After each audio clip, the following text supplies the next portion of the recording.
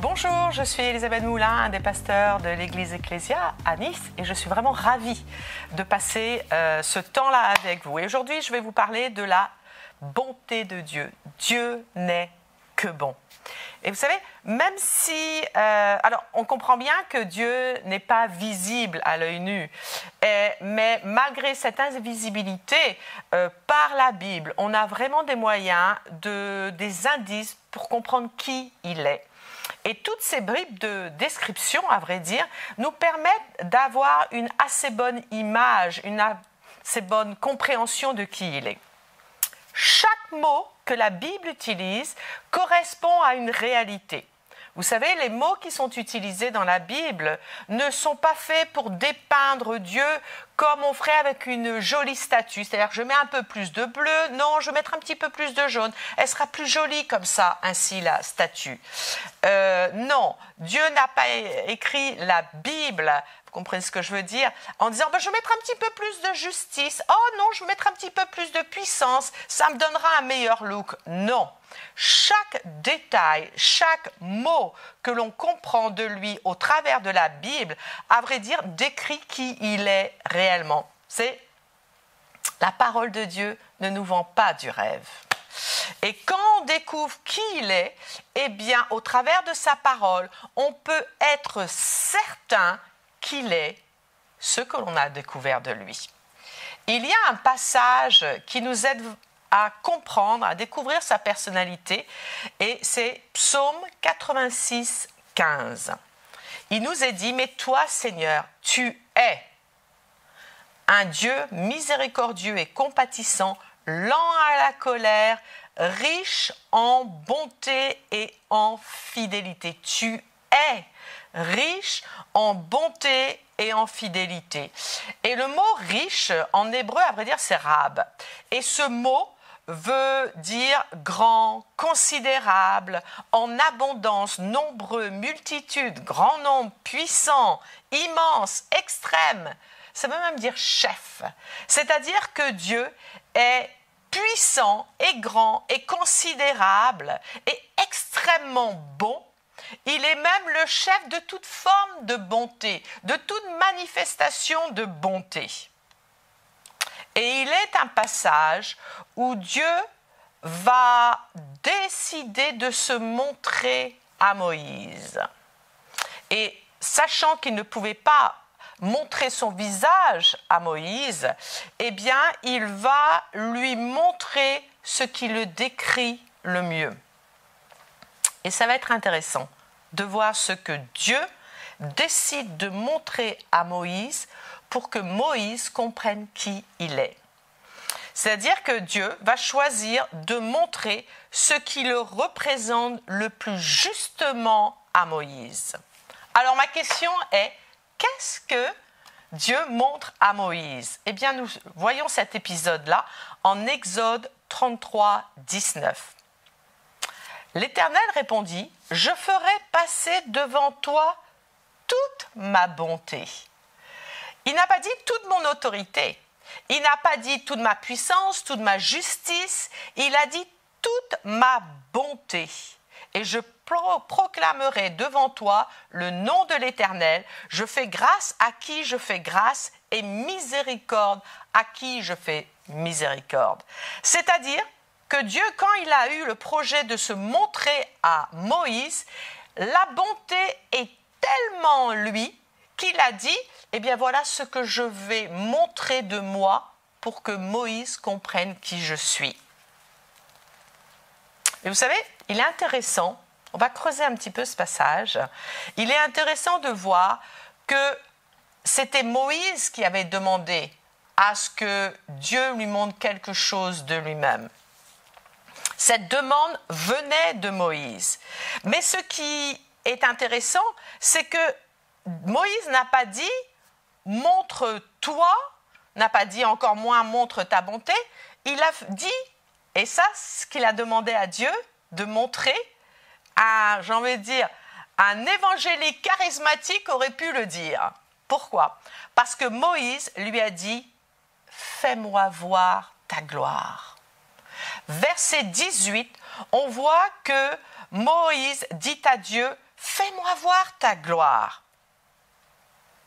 Et en réponse, Dieu lui montre sa bonté. Quand il est dit « fais-moi voir ta gloire », en hébreu, c'est le mot « kabod ». Et qui se traduit comment? Eh bien, il se traduit par gloire, effectivement, richesse, esprit, dignité, honneur, glorieux et d'autres mots encore. Mais ce que j'ai trouvé intéressant, c'est que ce mot gloire, fais-moi voir ta gloire, eh bien, est également traduit par richesse. Les deux mots sont interchangeables.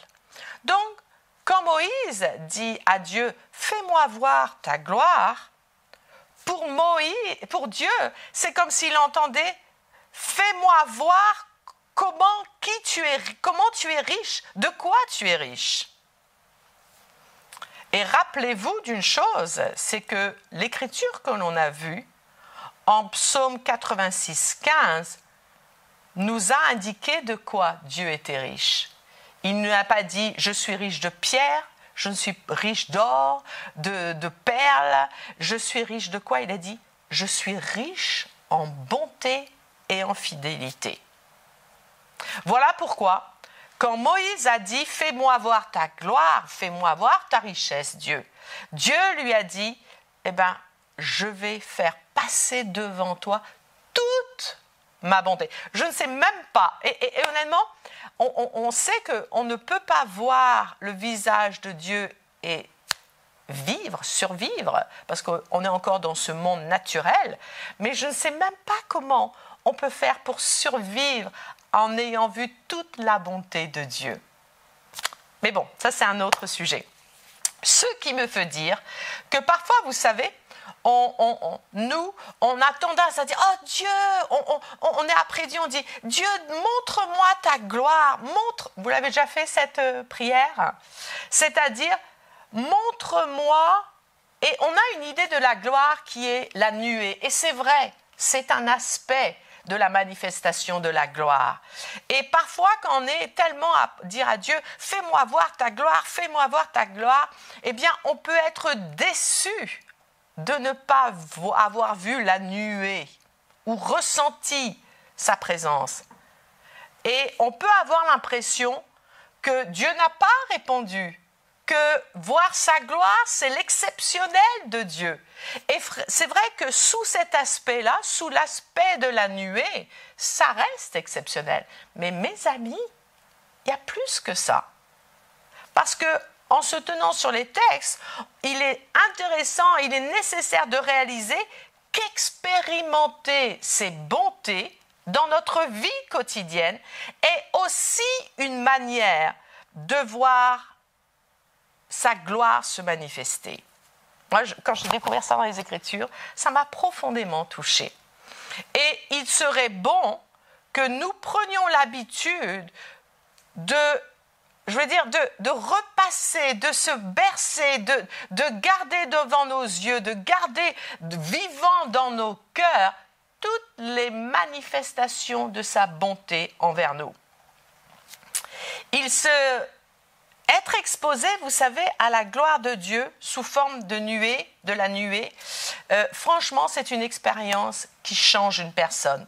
Mais mes amis, vu qu'on vient de découvrir que la gloire, la manifestation de sa gloire, c'est aussi la manifestation de sa bonté, cela me dit que quand on va s'exposer, qu'on va garder en nous ces bontés de façon vivante dans notre cœur, eh bien ça a un pouvoir de transformation sur nous. Il y a un autre détail. Je vais vous dire, on est riche. Pour de bon, là, nous aussi, on est riche de Dieu. Il y a un autre détail que je voudrais vous montrer, c'est que, regardez avec moi en 1 Samuel 20, 14. Et il nous est dit ici, si je reste en vie, veuille agir envers moi avec la bonté de l'Éternel. Et la version David Martin, au lieu de dire use envers moi de la bonté de l'Éternel, il est dit use envers moi de la gratuité de l'Éternel. Ce qui m'a fait dire, vous savez quoi? cette bonté, la manifestation de sa gloire, la manifestation de sa bonté dans notre vie n'est pas une contrepartie. Elle n'est en aucun cas une contrepartie parce qu'ici, ce mot-là peut être aussi traduit par gratuité. On ne peut pas acheter la bonté de Dieu. Ce n'est même pas notre obéissance qui fait que Dieu est bon à notre égard. Non, Dieu est bon par nature. Et comme on dit à l'Église, Dieu n'est que bon. Il n'y a rien en lui qui, et c'est ce que nous dit Jacques en 1,17, tout don excellent, tout présent parfait vient d'en haut, descend du Père des Lumières, en qui il n'y a ni changement ni ombre de variation. C'est-à-dire que Dieu était bon, Dieu est bon, et Dieu sera à jamais que bon. Vous savez, il est temps que les chrétiens comprennent que leur obéissance, mon obéissance, ne rend pas Dieu bon à mon égard, non, parce qu'il est bon par nature. Mais mon obéissance ne fait que me positionner, me mettre en position pour bénéficier de cette bonté. Alors je vous l'ai expliqué comme ça. C'est quoi? Eh bien, c'est que tout simplement, c'est comme si vous êtes il y a une cascade, et ça c'est la cascade de sa bonté. Et quand vous obéissez à ce qu'il vous préconise de faire, eh bien, vous vous placez tout simplement dans ses voies, donc sous cette cascade. La désobéissance, c'est faire être là où Dieu ne veut pas qu'on soit. Mais quand on est là où Dieu veut qu'on soit, on est au bénéfice de tout ce qu'il est. Comme quand vous mettez sous une douche et que vous vous replacez, non pas à côté du pommeau de douche, mais sous le pommeau de douche. Donc voilà, je voulais vraiment vous encourager parce que vous savez, réaliser la bonté de Dieu, eh bien, c'est extrêmement important et ce n'est pas anodin. Parce que si vous voulez que votre vie en Dieu soit passionnante, passionnée, si vous voulez que votre vie en Dieu soit joyeuse, soit pleine d'expectatives et que vous connaissiez la liberté des enfants, la liberté glorieuse des enfants de Dieu, mes amis, il va falloir que l'on croie profondément en sa bonté. Tellement vrai, vous savez, cette bonté a la puissance de vous faire tenir quand tout autour de vous s'effondre. C'est-à-dire que quelqu'un qui est persuadé de sa bonté, vous savez, quand il n'a plus peut-être ce qu'il voit qui lui confirme que Dieu est de ce côté, quand peut-être les factures crient, peut-être quand la maladie s'est manifestée dans votre corps, mes amis, si vous avez fait des choix qui sont difficiles, mais que vous savez juste qu'ils sont de Dieu, je veux vous encourager et que vous sentez que votre résistance commence à être challengée, votre foi est challengée. Je veux vous encourager. Appuyez-vous de tout ce que vous savez sur sa bonté. Parce que sa bonté, le fait d'être persuadé que sa bonté est pleine et entière envers vous, en dépit de peut-être ce que vous avez fait, mes amis, ça vous fera tenir dans les moments difficiles. Et ça fera de vous un chrétien, une chrétienne qui a une vie joyeuse en Dieu, qui peut être la lumière dont le monde a besoin. Voilà, c'était la bonne nouvelle que je voulais partager avec vous et je vous souhaite une très belle journée.